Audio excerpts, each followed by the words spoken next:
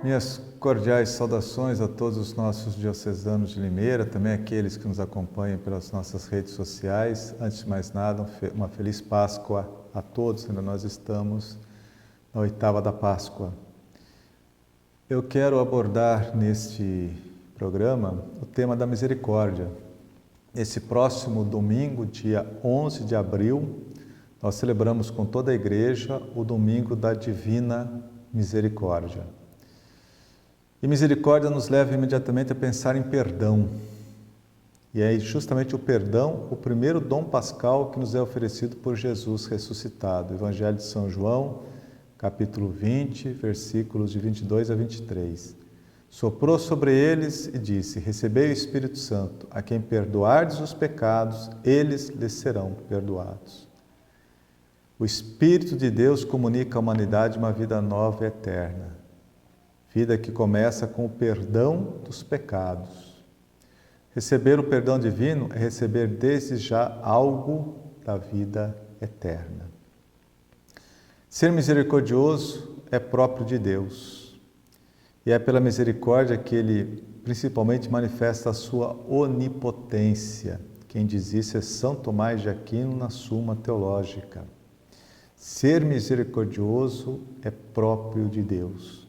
E é pela misericórdia que Ele principalmente manifesta a sua onipotência, o seu poder. Deus é poderoso ao ser misericordioso. A missa do 26º domingo do tempo comum, na oração da coleta, afirma o seguinte. É muito bonita essa oração. Do 26º domingo do tempo comum, diz assim: Ó Deus, que mostrais vosso poder, sobretudo no perdão e na misericórdia. É bem que São Tomás de Aquino afirma: ó Deus, que mostrais vosso perdão, sobretudo no perdão e na misericórdia. A história da salvação é repleta de episódios que manifestam a misericórdia divina. Deus é poderoso porque perdoa. Digamos assim, a máxima onipotência divina se manifesta no perdão. Os salmos, em particular, fazem destacam o agir misericordioso de Deus. Por exemplo, o Salmo 103 diz assim: é Ele quem perdoa todas as tuas culpas, que cura todas as tuas doenças. É Ele quem salva a tua vida do fosso e te coroa com sua bondade e misericórdia. O outro salmo confirma de forma ainda mais explícita, o agir misericordioso de Deus. E diz assim, Salmo 147. O Senhor livra os prisioneiros, o Senhor devolve a vista aos cegos, o Senhor levanta quem caiu, o Senhor ama os justos, o Senhor protege os estrangeiros, ampara o órfão e a viúva, mas transtorna o caminho dos ímpios. A própria redenção, a libertação do pecado, é a prova indiscutível de que a onipotência divina atinge seu ponto máximo ao perdoar o ser humano. Porque a redenção supõe maior amor que a criação. Olha só, a redenção supõe um amor maior do que o da própria criação. Vejamos, ao criar o mundo e o ser humano, Deus parte do não ser, do nada. Do nada Deus criou tudo. Então, do não ser, Deus parte para criar a vida e a natureza. Ao tornar-se pecador, o ser humano destrói e mata. É o antisser. É o antisser. Eu me recordo de uma professora de antropologia da Universidade Gregoriana, nos anos 90, ela dando uma palestra, e ela abordando a questão do ser humano dominado pelo pecado. E ela, na época, estudava uma determinada espécie de lobos que existia em determinada parte da Europa, acho que da Rússia, se não me engano. E quando essa espécie de lobo, eles disputavam a fêmea na época da procriação, os machos lutavam entre si, E ela dizia o seguinte, um fato que chamava a atenção: quando um deles estava perdendo a luta, ele imediatamente oferecia o pescoço ao oponente. Uma mordida ali seria fatal, seria a morte. Quando o que estava perdendo fazia isso, aquele que estava vencendo a luta não mordia. A luta parava ali, o que perdeu ia embora. Ele não matava o semelhante. O ser humano, dominado pelo pecado, mata, é capaz de destruir o ser humano. É o antisser.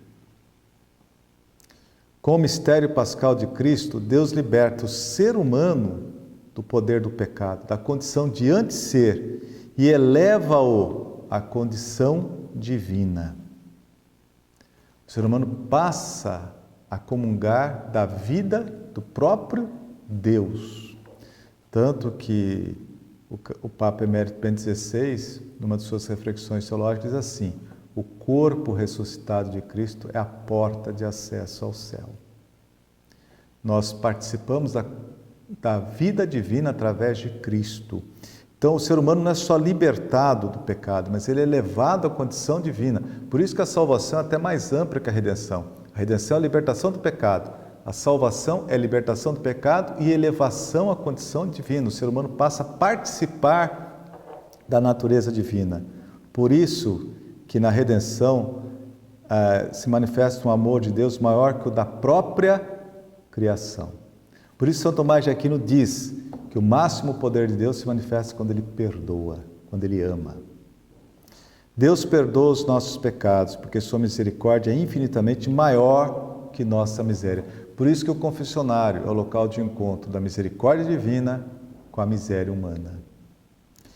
Porém, é preciso não confundir misericórdia com impunidade. É bom frisar bem isso. Queremos sim uma cultura da misericórdia, não da impunidade. Deus é ao mesmo tempo justo e misericordioso. Perdoa, mas ao mesmo tempo exige a reparação pelo pecado cometido. Porque misericórdia sem justiça é impunidade. E justiça sem misericórdia é intolerância. O segundo tema, Domingo da Misericórdia, é a fé. O primeiro fala do perdão, o segundo nos fala da fé.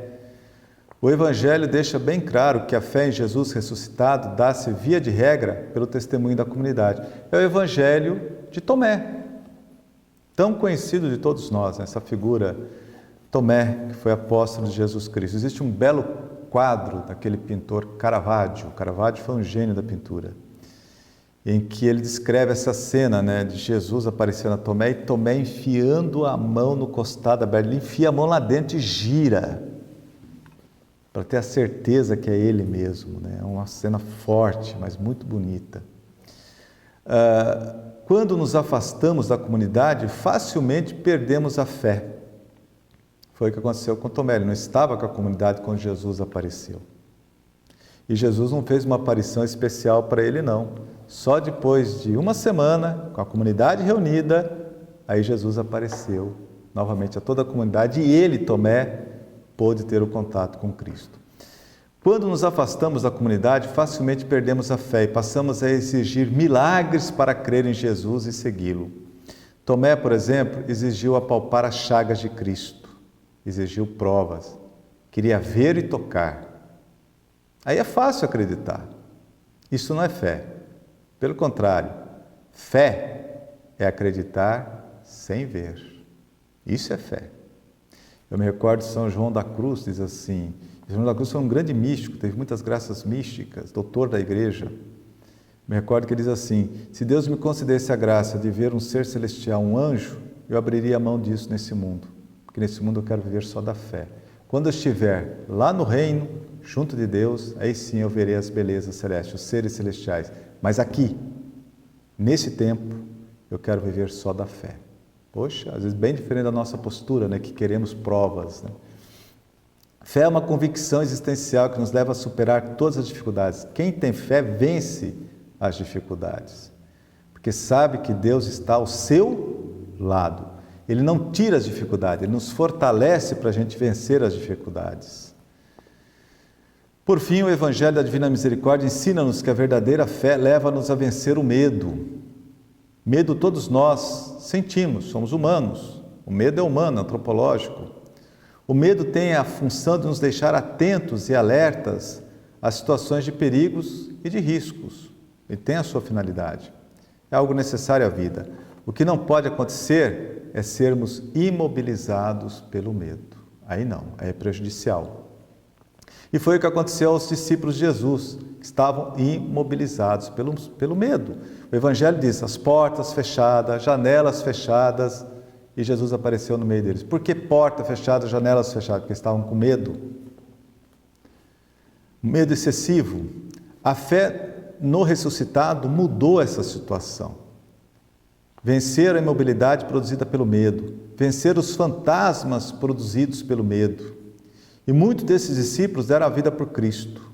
A fé transformou covardes em mártires. Ao fazer a experiência do ressuscitado, ao vencerem o medo, eles saíram de casa e passaram a anunciar o Evangelho. E boa parte deles morreram mártires. A fé transformou covardes em mártires. Nesse domingo da Divina Misericórdia, invoquemos ainda a intercessão da Virgem Maria, Mãe da Igreja. Ao falar da Divina Misericórdia, nós temos que nos reportar à Virgem Maria. Ela é Mãe da Misericórdia. Que ela nos alcance a graça de perdoar, como ela também perdoou. Aos pés da cruz, a Virgem Maria, juntamente com João, o apóstolo, é testemunha das palavras de perdão que saem dos lábios de Jesus. O perdão oferecido a quem o crucificou. Mostra-nos até onde pode chegar a misericórdia de Deus. Pai, perdoa-lhes, porque não sabem o que fazem. Maria confirma que a misericórdia do Filho, do seu Filho, do Filho de Deus, não conhece limites e alcança a todos, sem excluir ninguém. Dirijamo-nos à oração antiga e sempre nova da Salve Rainha, pedindo-lhe que nunca se canse de voltar para nós os seus olhos misericordiosos e nos faça dignos de contemplar o rosto da misericórdia, o rosto de seu Filho, Jesus Cristo. Que aprendamos, com a Virgem Maria a também exercitarmos a misericórdia em nossa vida. Um abraço a todos, feliz Páscoa.